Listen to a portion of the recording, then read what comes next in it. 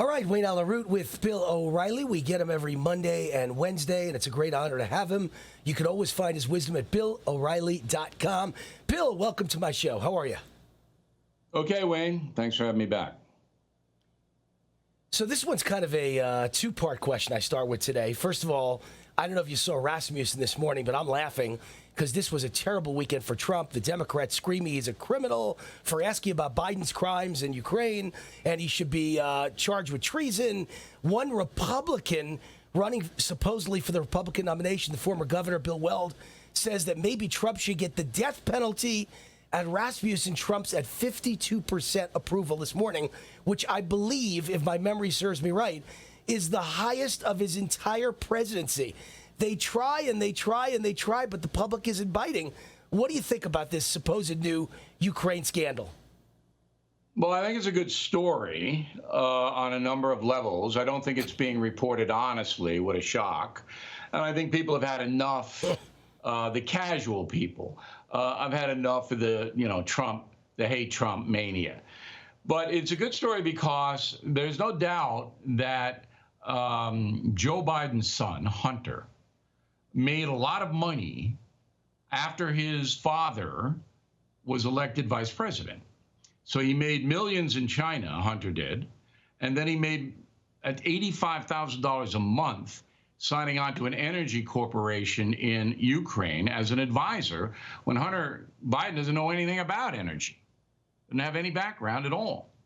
And then Joe Biden, in charge of loan guarantees to Ukraine, goes over and says, you better fire the guy investigating my son's company, or you're not going to get the loan guarantee. You're not going to get $1 billion. Biden said it himself. You've heard the soundbite. I ran it on the No Spin News tonight. I'm Bill.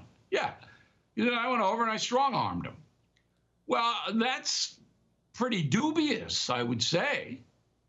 Now, on the president's front, if the president, and it's a big if, there's no evidence, said to the Ukraine leader, you better come up with something on Joe Biden and his son Hunter, or I'm not going to give you any aid, that's going to be problematic.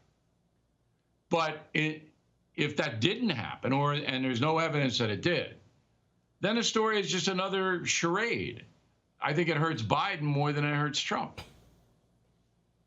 That's exactly what I think. I think the whistleblower and all his friends, or her friends, thought they were destroying Trump with this revelation, but it puts the microscope on Biden's deal and Hunter Biden's deal in Ukraine. So it flipped. The script flipped. The one who's in trouble here is Biden. There's no doubt. I think he's drowning. There's no doubt about it. And then by extension, China, because Hunter Biden made a lot more money in China than he did in Ukraine. So, it's be careful what you wish for.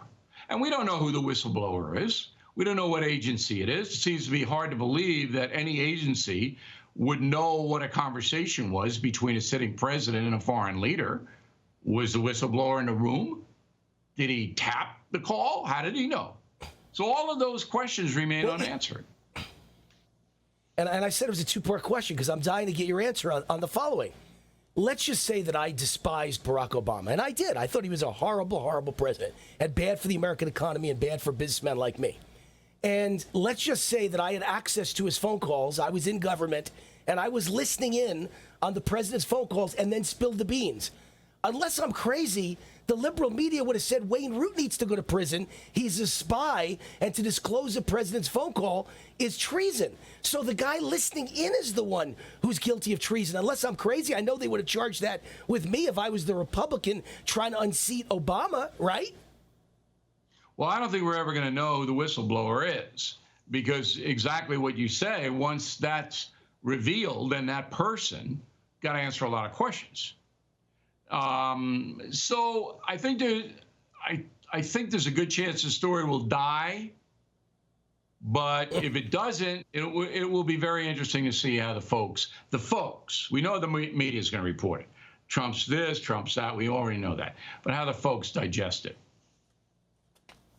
All right, let's talk about Biden's polling, by the way. There's now starting to be more and more polls that show he's got problems, including one in Iowa that shows for the first time Elizabeth Warren has the lead. And I've mentioned to you before, because of my background as a Vegas odds maker, I look at the betting sites around the world where you're allowed to put your own money up. All of them have Elizabeth Warren as at this point a pretty big favorite over Biden for president. The polls don't, but the betting sites do. People are betting on Warren to win the nomination. Is Biden, in your view, in trouble?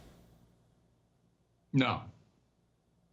I don't believe Elizabeth Warren's going to win the nomination. She may win Iowa because Iowa caucus is far left. But I just don't believe that the Democratic Party is going to back a socialist. I don't. I could be wrong. I've been wrong before. I think in 1997 I was wrong. But I just can't see it. All right. Listen, what I'm thinking is that someone new is going to enter because they can't have Warren and they can't have Biden. I think he's radioactive and he doesn't know where he is half the time or what state he's in or what he's saying or what the population of America is. He just said his economic plan would add 720 female jobs to the workforce. The guy doesn't have it anymore. So I don't think the answer is Biden or Warren. I think it's they got to bring someone else in. I think in the next few months. What do you think about that idea? All right.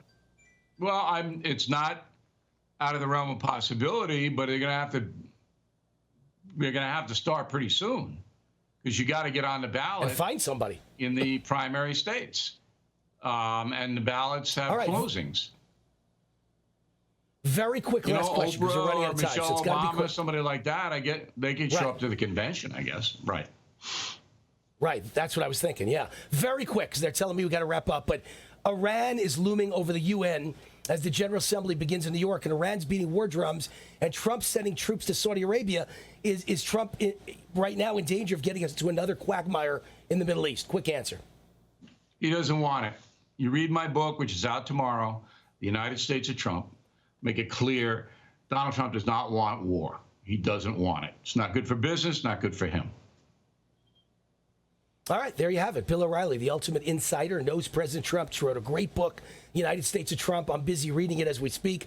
Fabulous book. Go out and get it. Go to Amazon, United States of Trump, and go to his website, BillO'Reilly.com. Bill, always an honor to have you on. Thank you. Thanks, Wayne. See you soon. You just watched Newsmax TV, America's fastest growing news channel, now in 65 million homes. Get Newsmax TV on all the major cable systems or go to NewsmaxTV.com and click on the Find Newsmax tab to locate us. Remember, Newsmax TV, where real news for real people.